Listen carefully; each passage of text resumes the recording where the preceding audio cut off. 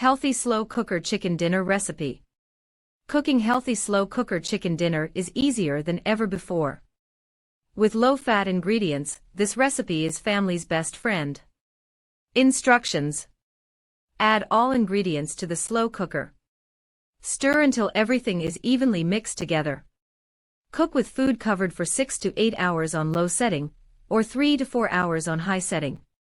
Once the cooking time is finished, remove the lid and use 2 forks to shred the chicken in the pot. Time to serve. Brown rice or quinoa will enhance the dish perfectly, and enjoy. Ingredients list. 1 pound chicken breast, trimmed of fat. 1 onion, diced. 2 carrots, peeled and diced. 2 celery stalks, diced. 1 cup low-sodium chicken broth. 1/4 teaspoon dried thyme. 1/4 teaspoon dried basil.